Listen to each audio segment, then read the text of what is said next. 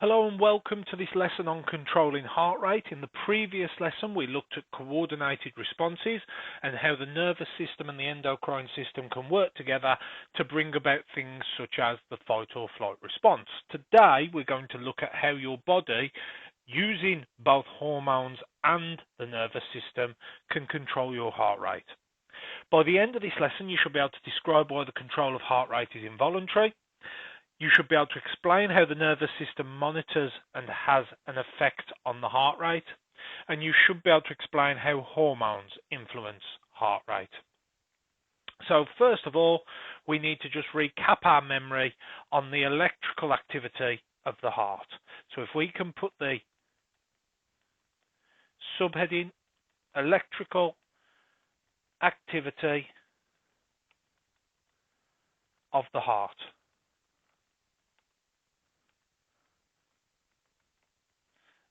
Underline it, and we're going to need the following diagram, which we're going to be talking about. If I can make that a bit bigger, so I'm going to be drawing on it, and we can have a think back to when we covered this last year. So the sinoatrial node is the natural pacemaker of the heart, and it's found in the right atrium. So we can say that the sinoatrial node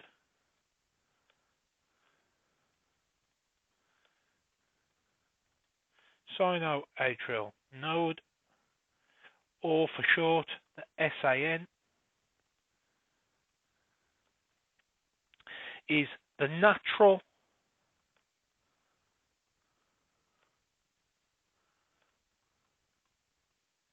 pacemaker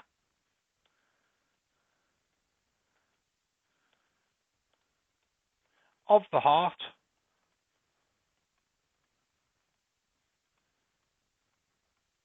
sending out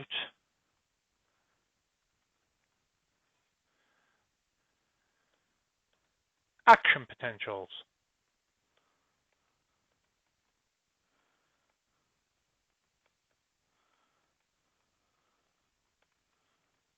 Okay, so it sends out these action potentials, causing the muscle of the heart to contract. So we can add underneath there in red, because it's important, that it is found in the right atrium.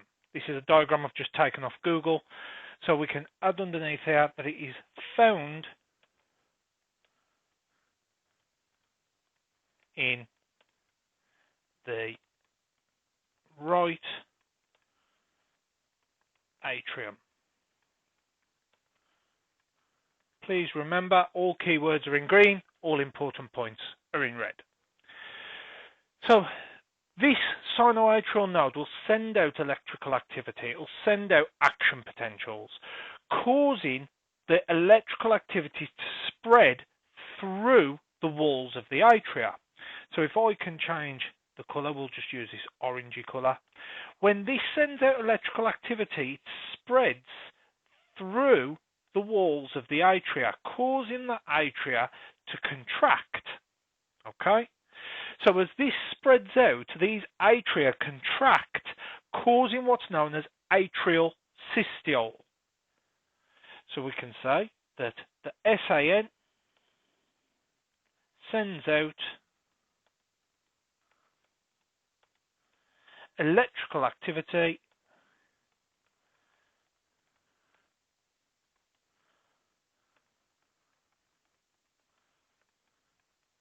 causing atrial systole.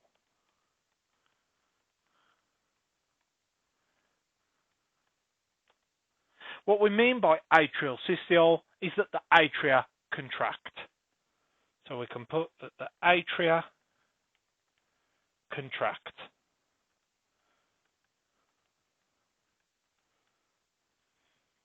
Now, separating the atria from the ventricles is a layer of insulating material.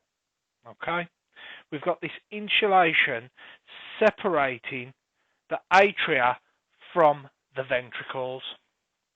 So insulation this insulation separates the atria from the ventricles. This prevents the spreading of this electrical wave down into the ventricles. So we can say underneath here that insulation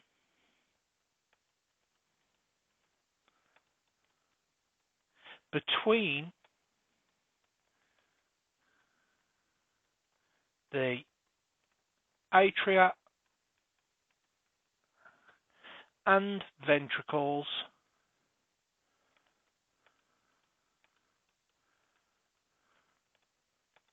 prevents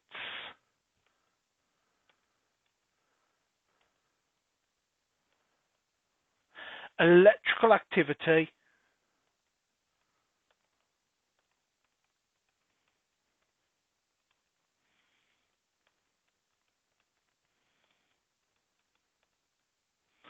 spreading down into the ventricles.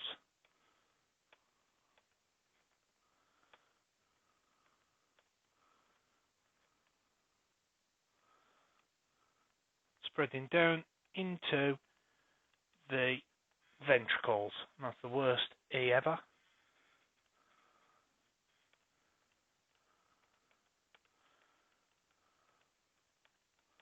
Now, the reason this is important is because if you think back to the cardiac cycle, we want the atria to contract before the ventricles. We want blood to be pushed down into the ventricles before the ventricles push the blood up into the arteries. Okay?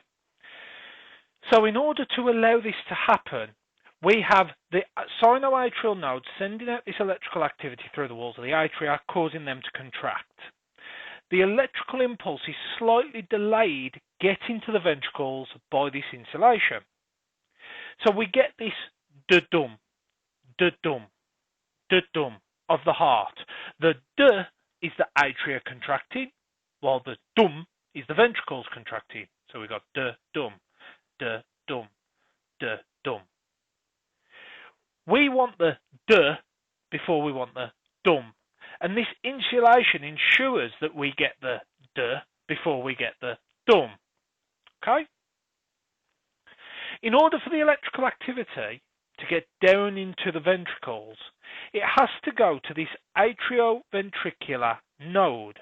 So the electrical activity spreads throughout the atria, causing them to contract first, and then this atrioventricular node picks up the electrical impulse. Okay? The atrioventricular node then sends the information down this atrioventricular bundle, which is just nerve fibers inside of the middle wall of the heart, the septum, and then this spreads it through the Purkinje fibers, which cause the walls of the ventricles to contract from the bottom up. So if you look at these arrows, you get the electrical activity traveling down the atrioventricular bundle into the Purkinje fibers, which then go up the walls. That means that we get this contraction of heart muscle in the ventricles from the bottom up, pushing blood up into the arteries. So we can say that the atrioventricular node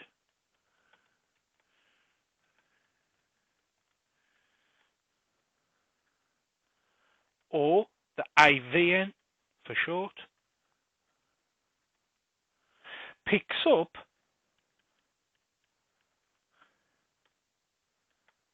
the electrical impulse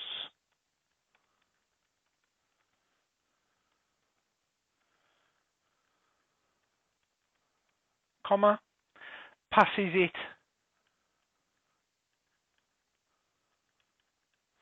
down the atrioventricular bundle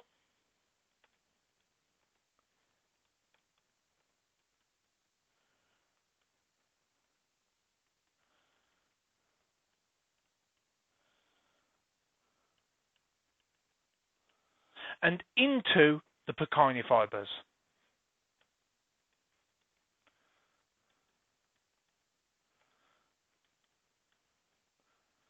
Into the Purkinje fibers.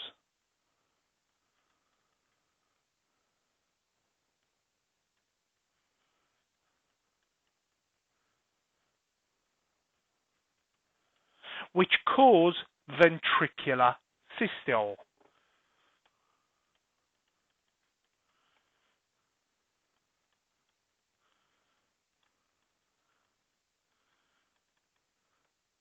Which cause ventricular systole.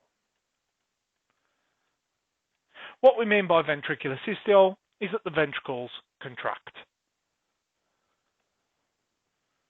So the ventricles contract. Now this all should be revision. We did do this in previous topics. But the point I want you to understand today is that we get this sinoatrial node that sends out an electrical impulse through the walls of the atria. This causes the walls of the atria to contract.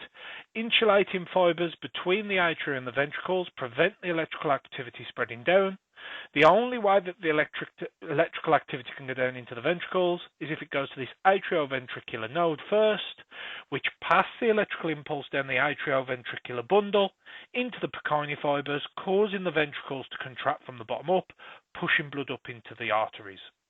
So we get this da-dum, da-dum. But it's this sinoatrial node that initiates everything, okay? And what's important is that the sinoatrial node does not need any input from the nervous system. It's myogenic. Essentially, the sinoatrial node will send out electrical impulses by itself. Okay?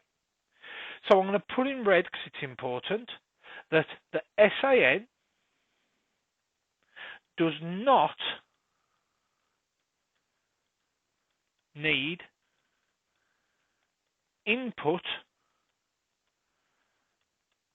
from the nervous system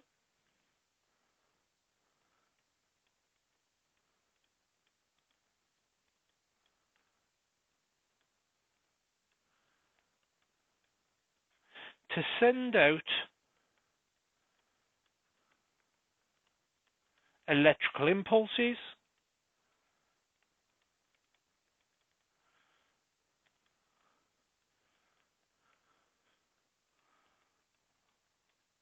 comma, it acts involuntarily. So it acts involuntarily. Involuntarily. I need to think how to spell that. Okay? We say that the heart tissue, or the sinoatrial node in particular, is myogenic. It's myogenic in nature.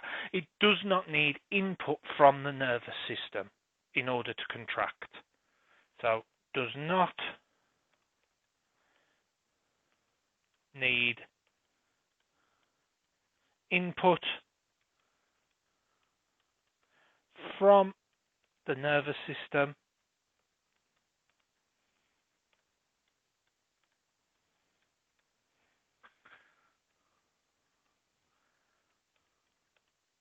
to cause contraction.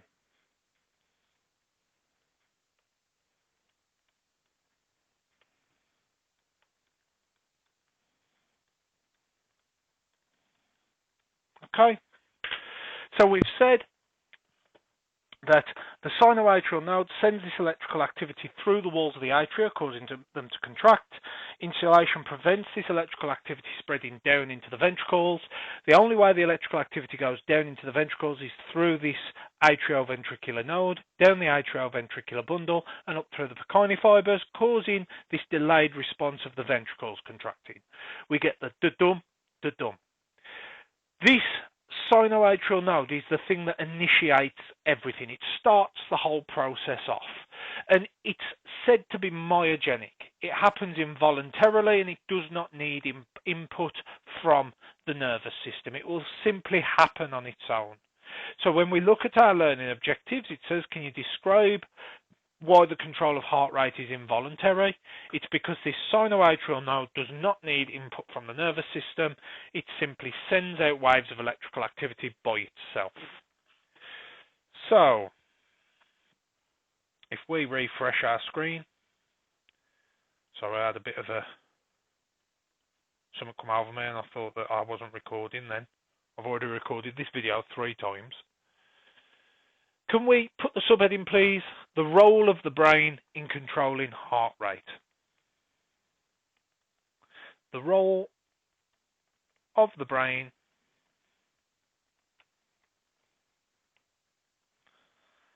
in controlling heart rate.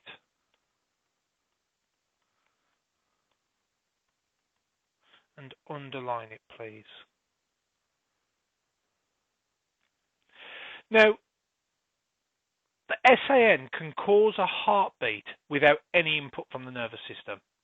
However, the nervous system and the brain is needed to change the rate of heartbeat. So the heart will beat without input from the nervous system. But if you want the heart to beat faster or slower, the brain has to get involved. So we can say, and I'm going to put it in red, that while the SAN controls heartbeat involuntarily,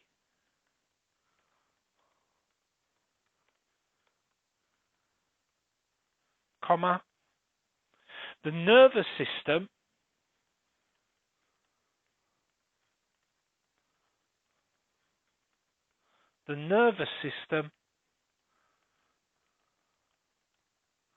is needed to change the rate at which the heart beats. The nervous system is needed to change the rate at which the heart beats.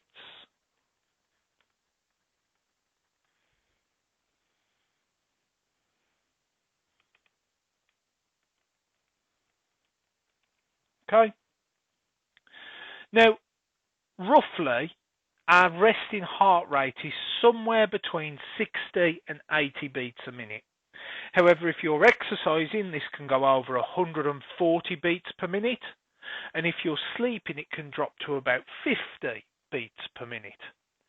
The fitter you are, the lower your heart rate could be. So the more efficient your heart is at pumping blood around your body. However, for the general public and for people in general, it should be about 60 to 80 beats a minute.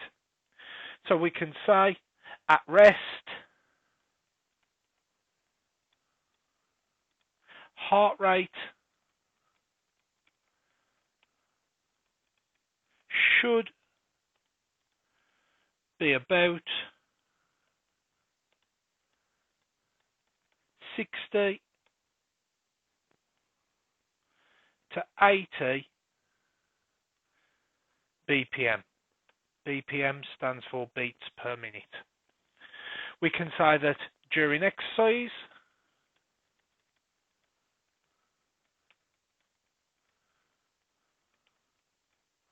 this can raise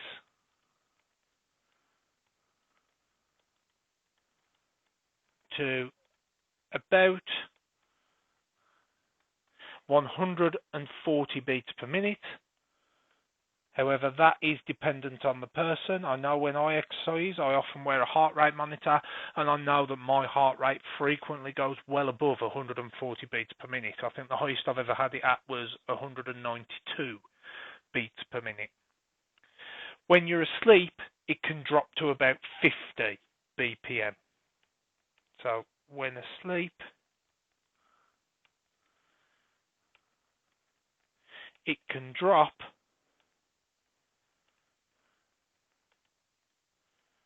to about 50 BPM. Okay? Now, of course, this is subjective. Everybody's different, but these are just averages. Okay? Now, your medulla oblongata at the base of your brain, where your brain stem is, contains something called the cardiovasculatory center. Okay?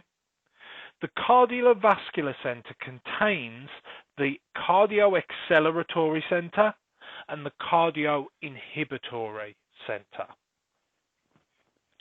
So we can say that the medulla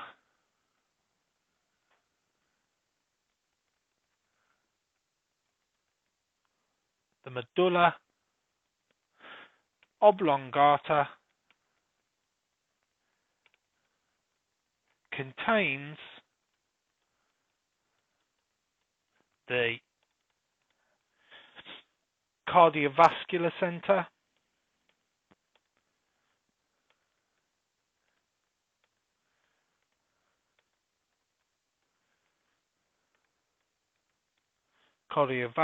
center which is split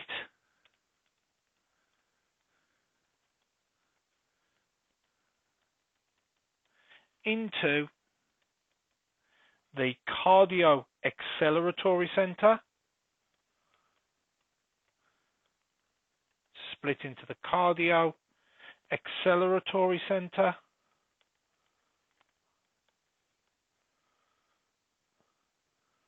spell that wrong, E-C-C-E-L-E-R-A Tory center, and the cardio-inhibitory center.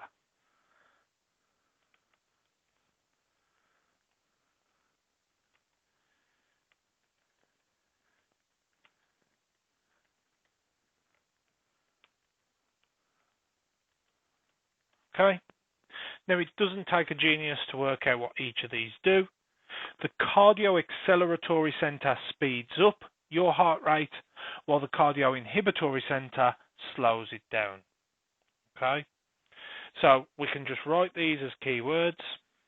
So the cardio-acceleratory center, acceleratory center, is defined as the part of the brain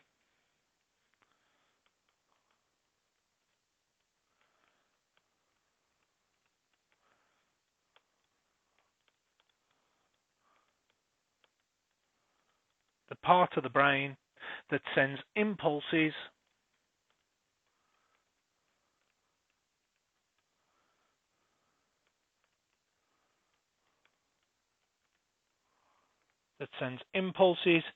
to speed up heart rate.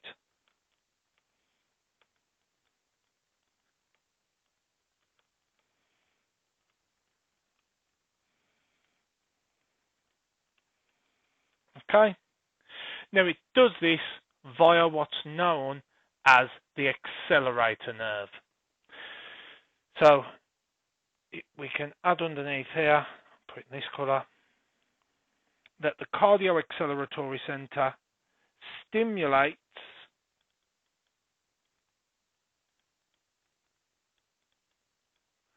the accelerator nerve.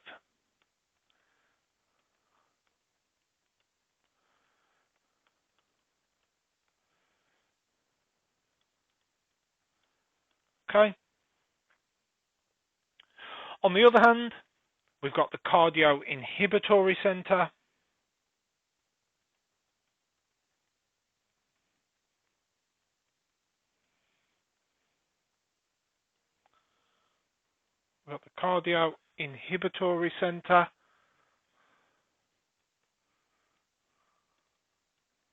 and the cardio-inhibitory center is the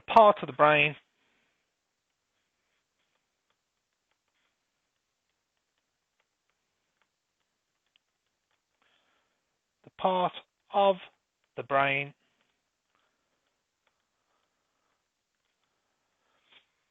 that sends impulses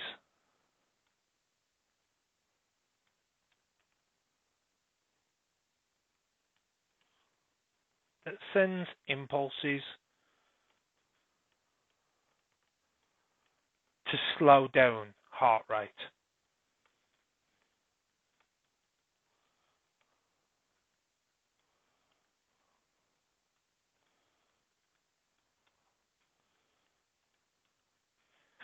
Now, this stimulates something known as the vagus nerve. Okay?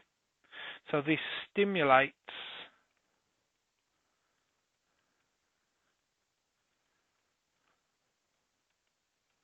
the vagus nerve.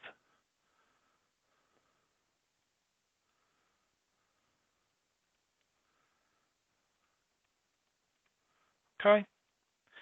The best way to think of it is that the cardio-acceleratory center is like the accelerator in a car. Okay? Whereas the cardio-inhibitory center is like the brake in a car. The car might still be moving, but essentially the acceleratory center speeds it up, but the inhibitory center slows it down. When I'm driving on the motorway, if I want to go faster, I press on the accelerator. If I want to go slower, I press on the brake. But my car is still moving forward. If we use that analogy for the heart, the sinoatrial node is causing the heart to beat. It's sending out these waves of electrical activity. But I may want to speed it up, so I'll increase activity from the cardio-acceleratory system. Okay? The cardio-inhibitory system will slow it down. Now, essentially, as a broad breakdown, the cardio-acceleratory system is part of the sympathetic nervous system. It speeds it up.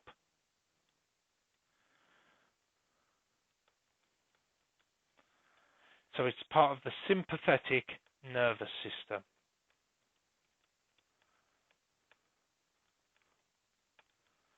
On the other hand, the cardio-inhibitory center is part of the parasympathetic nervous system.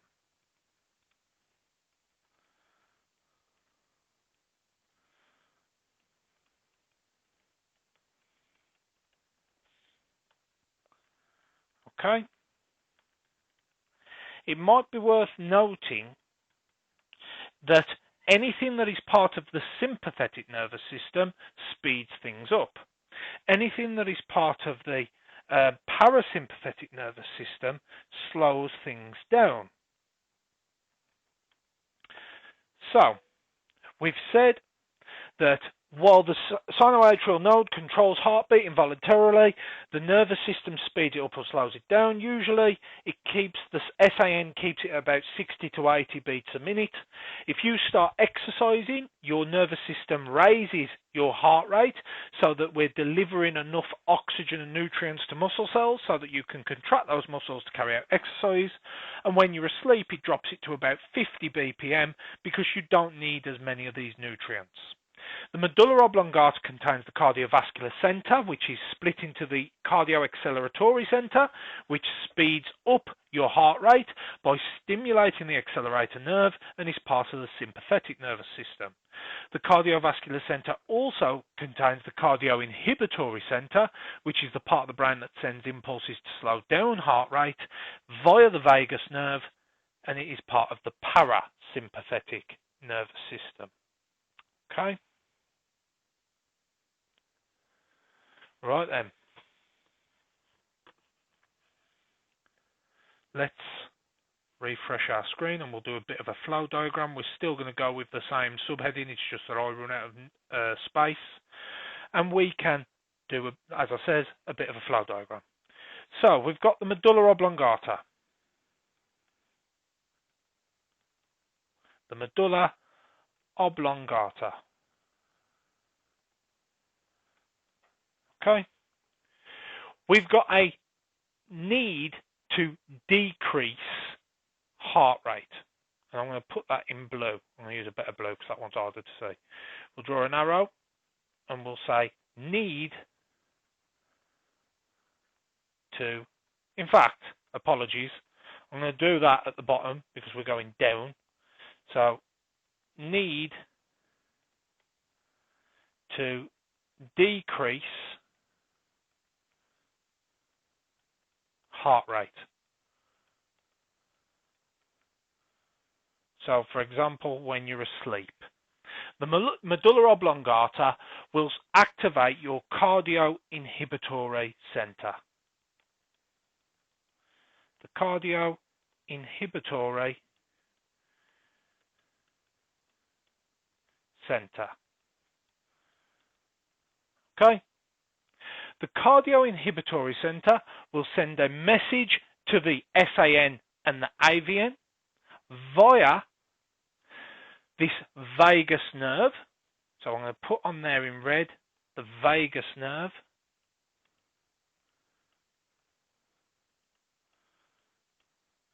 And it's going to release acetylcholine in the SAN and AVN. So we can put release of acetylcholine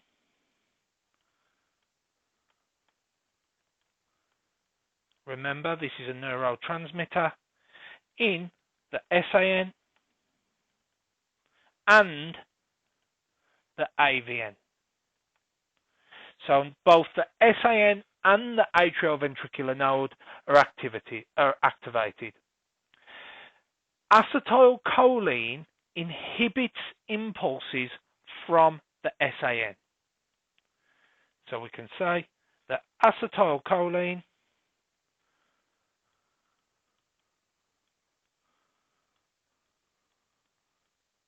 inhibits impulses from the SAN.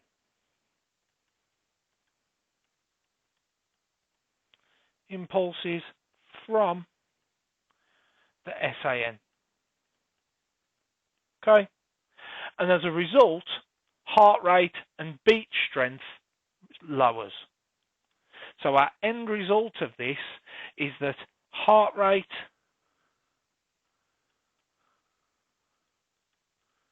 and beat strength, so the strength at which your heart contracts,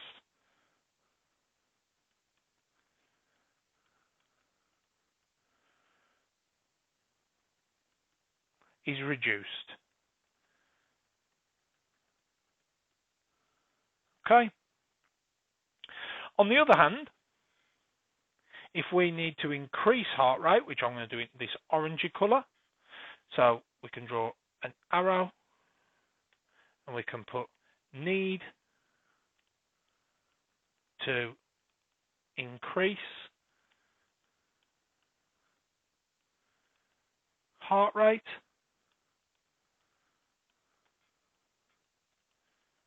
The cardio acceleratory center is activated. So the cardio, not cardio, cardio acceleratory center is activated. This will send a message down the accelerator nerve. So on this arrow, we can have the accelerator nerve because that is how it communicates with your heart.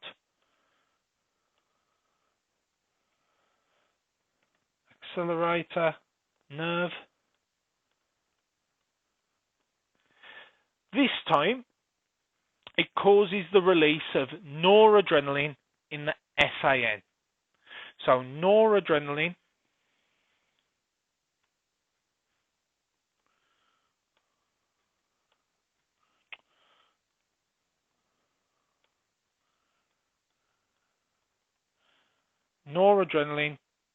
is released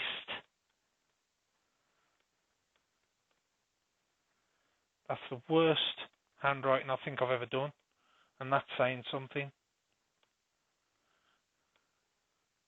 Noradrenaline is released in the SAN. When noradrenaline is released in the SAN, this increases impulses in the SAN. So this increases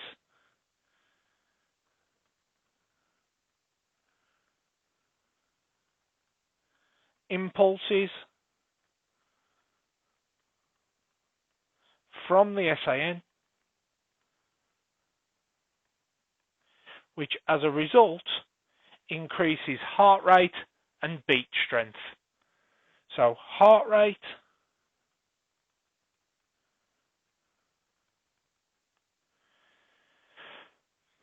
don't know what's going on with my handwriting.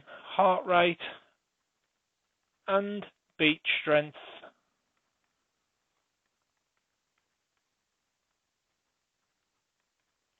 increased.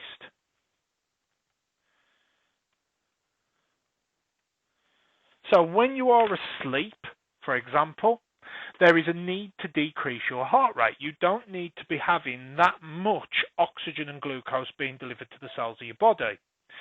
Therefore, your cardio-inhibitory center is activated, which sends an impulse down the vagus nerve, which releases acetylcholine in the sinoatrial node and the atrioventricular node. Acetylcholine inhibits impulses from the sinoatrial node, and therefore your heart rate and the beat strength is reduced.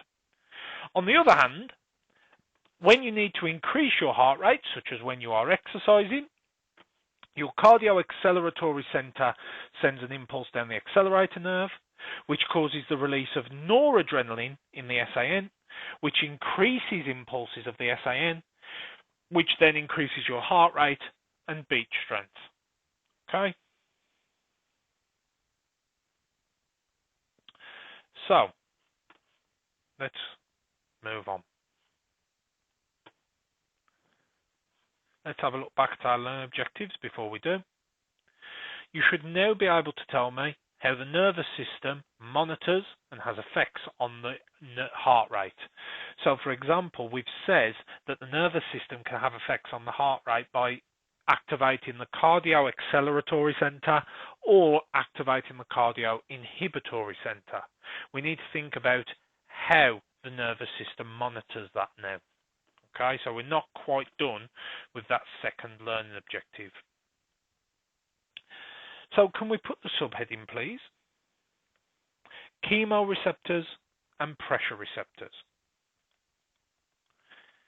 Chemoreceptors and pressure receptors. And can we underline it as we would do for any other lesson? Now, interestingly enough, we don't actually know what causes the cardio-acceleratory center to produce impulses. We have no idea. We can have a guess, but we don't fully know what causes the cardio-acceleratory center to be activated. But we think it's due to ventilation rate. So the higher your ventilation, the more likely your cardio-acceleratory center is to be activated, and therefore the higher your heart rate. So we can say, I'm going to change to an orange color, we don't know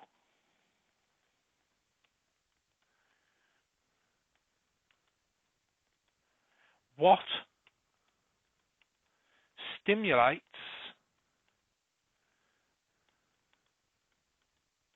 the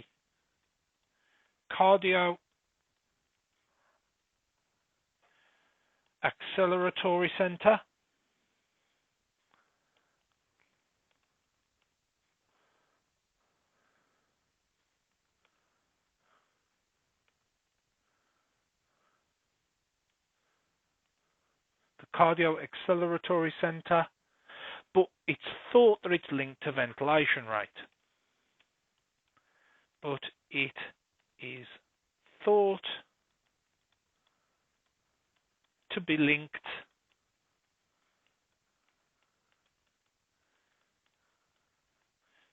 to ventilation rate. And I can never spell ventilation, it is two L's.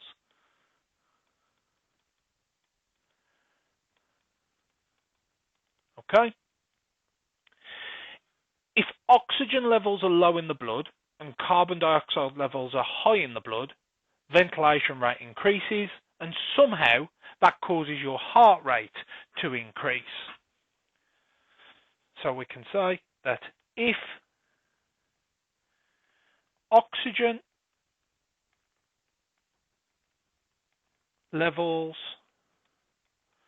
are low and carbon dioxide levels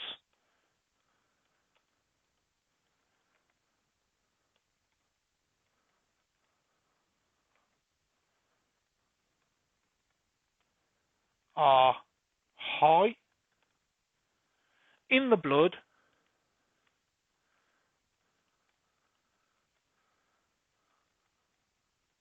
ventilation rate increases.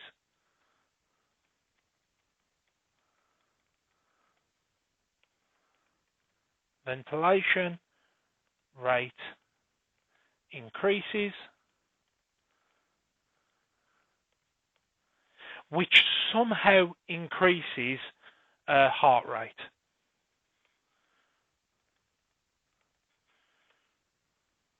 Which somehow increases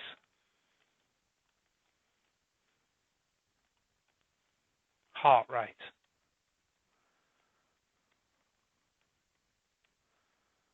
Okay?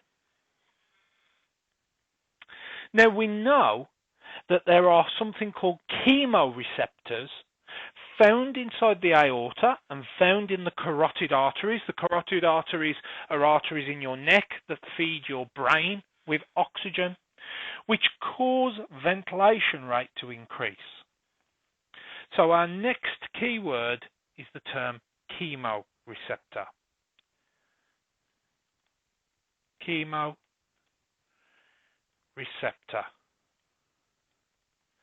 Now a chemoreceptor is a receptor that is sensitive to different molecules. A receptor sensitive to different types of molecules. Okay? And we can say exactly like we said that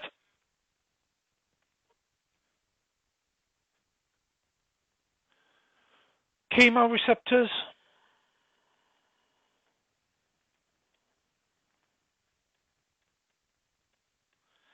sensitive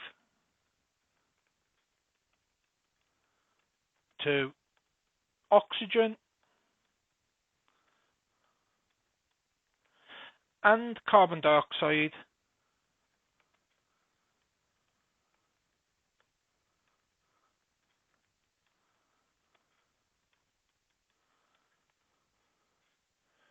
are found in the aorta and carotid arteries. It's the worst R ever. Are found in the aorta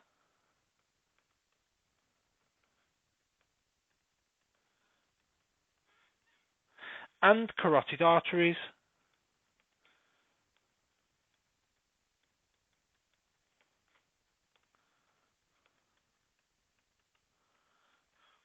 comma, and we can also say that these affect ventilation rate.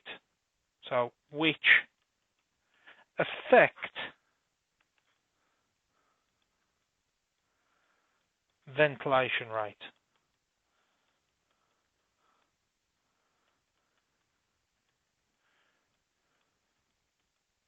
Okay?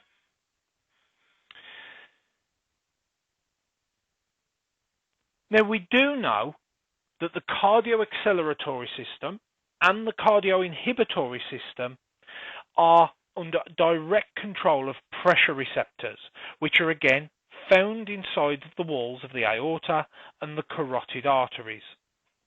So our next key term is pressure receptor.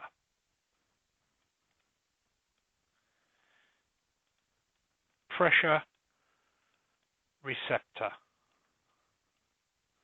Now, a pressure receptor, as it doesn't take a genius to work out, is a receptor sensitive to pressure. A receptor sensitive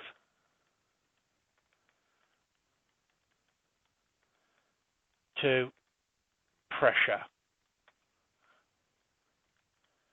Okay?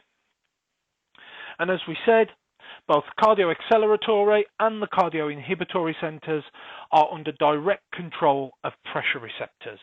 So I'm going to put in regs, we do know that, that's a fact, that the cardio-acceleratory / cardio-inhibitory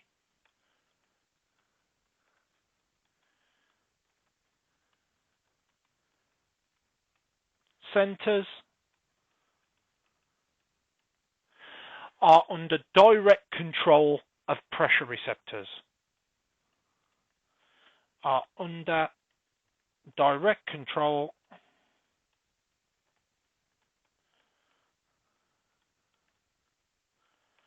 of pressure receptors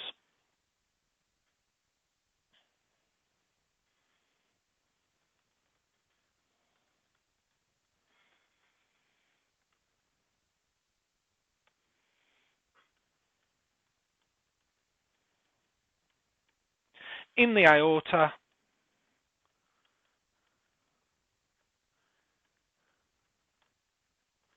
and carotid arteries. Again, those are found in your neck.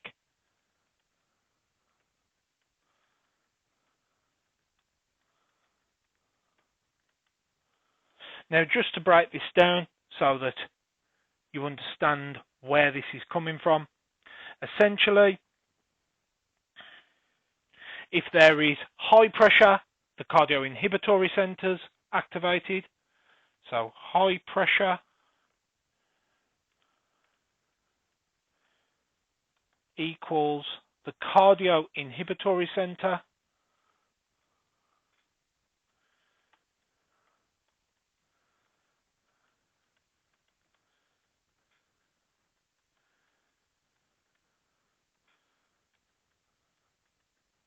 is activated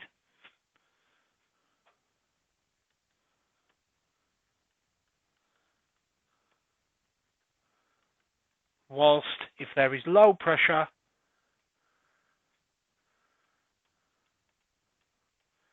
your cardio-acceleratory system is activated. Cardio-acceleratory. Can't spell acceleratory today for some reason. Where is it? Acceleratory. I think that's it. Cardio-acceleratory. No, it isn't.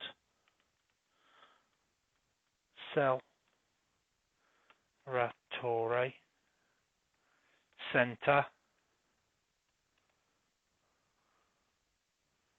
is activated.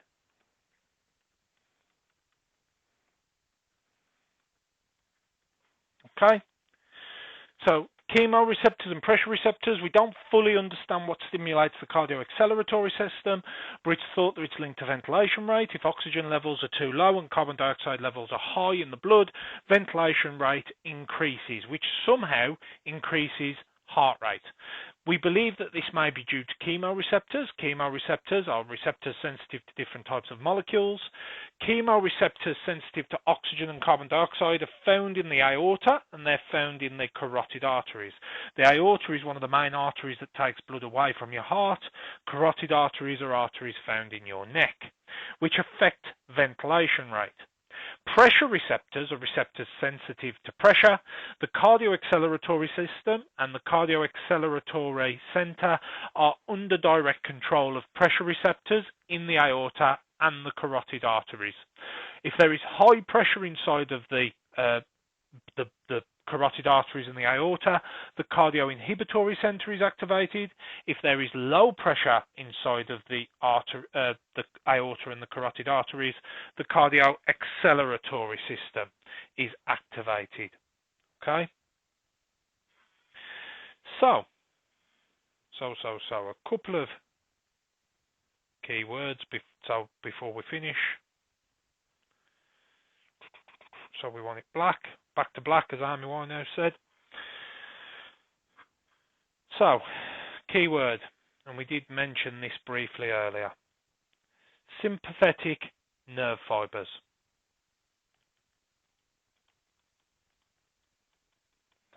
Sympathetic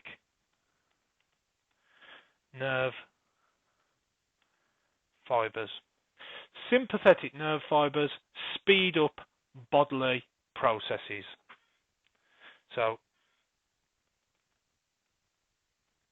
types of nerve that speed up bodily processes.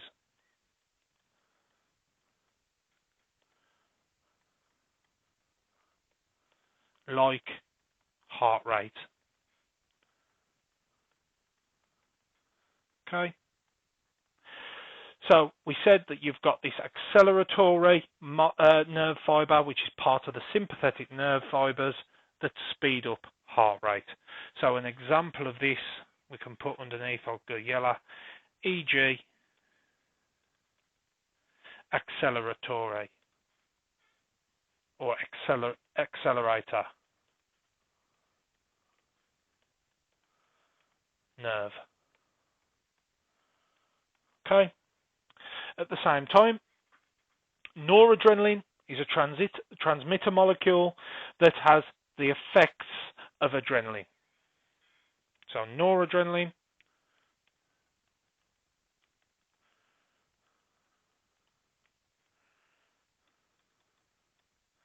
is defined as a transmitter molecule in synapses or a neurotransmitter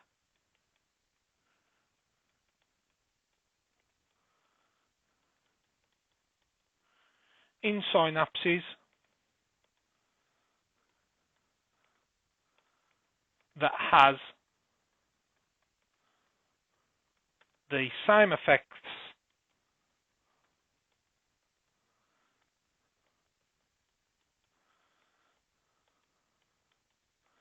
as adrenaline. Same effects as adrenaline. Okay. So if you think about the whole effects of this, we've got the cardio-acceleratory center.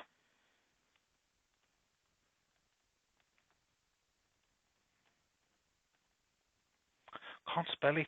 Cardio-acceleratory center. Sorry, that's sometimes how I have to spell things. Having an effect on the SAN and AVN, the SAN slash the AVN, which releases noradrenaline,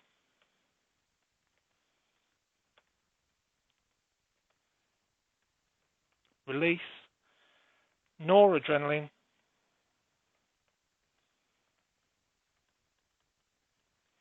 which then increases heart rate and the strength of the heart rate. So increases heart rate and beat strength.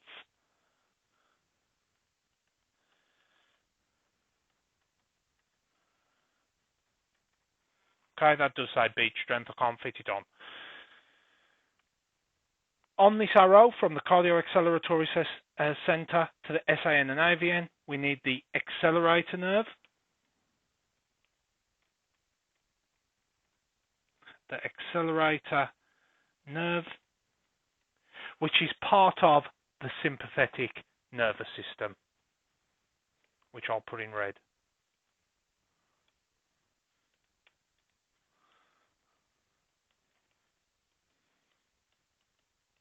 Okay?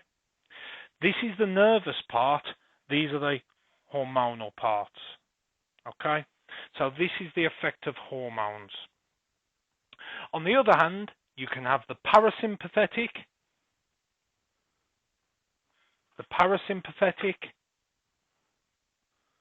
nerve fibers.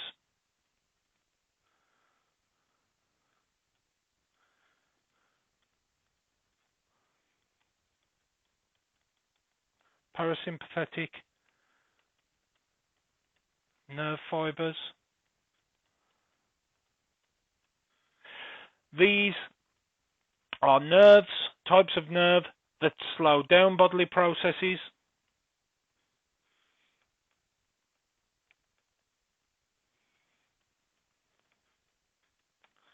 Types of nerve that slow down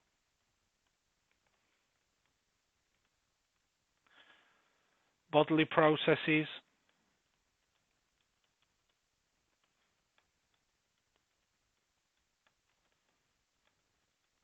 Like heartbeat, or heart rate, sorry.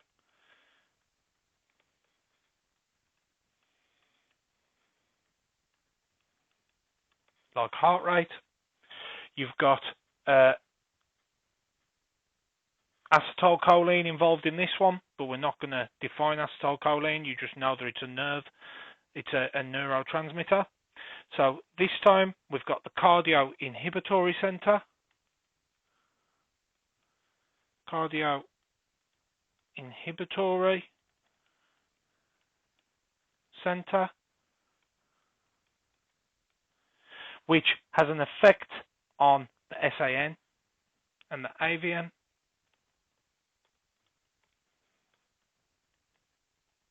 The SAN/AVN, we get this release of acetylcholine,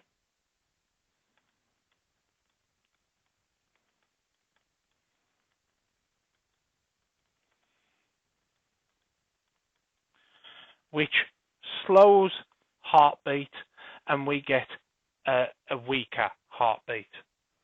So slower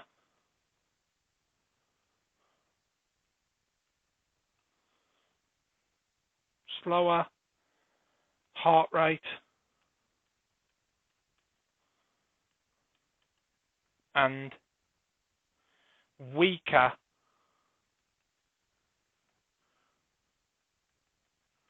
beat strength.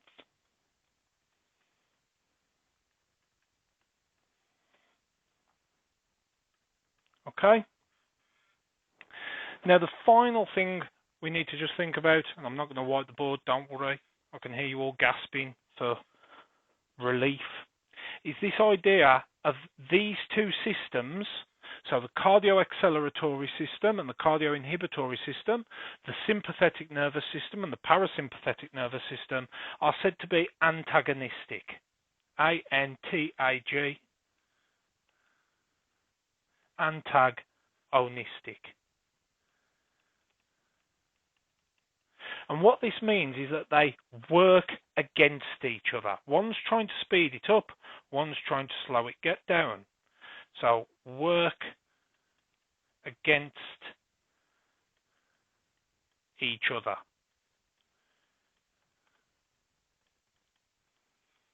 Okay? So for example, the parasympathetic and the sympathetic nervous systems are working against each other. They are antagonistic. So, e.g., sympathetic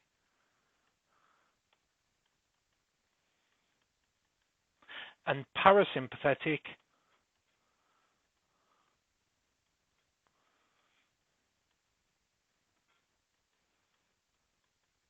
nervous systems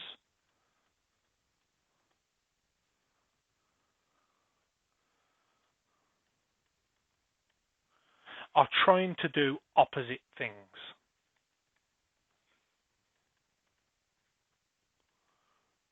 Are trying to do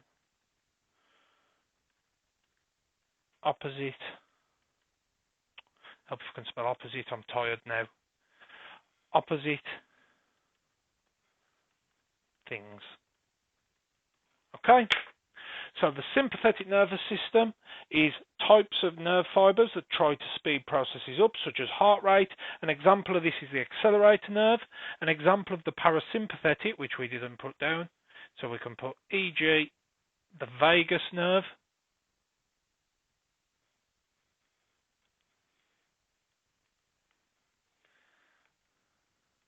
Okay. Noradrenaline is a neurotransmitter that has the same effects of adrenaline. It speeds up heart rate. This is via the accelerator nerve and the sympathetic nervous system. Perhaps we need to add to this as well. Perhaps I'm not done like I thought I was. This would be the vagus nerve. And this would be via the parasympathetic nervous system.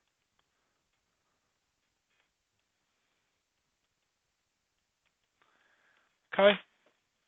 The parasympathetic nervous system slows down bodily processes such as heart rate. These are in constant working against each other, so they are said to be antagonistic.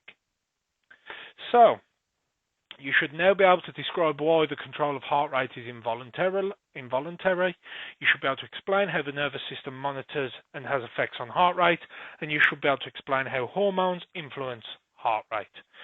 On this PowerPoint, there is a summary of what we've said today, shown on the final slide. If you have any questions, please contact me via the usual means, and I will get back to you as soon as I can.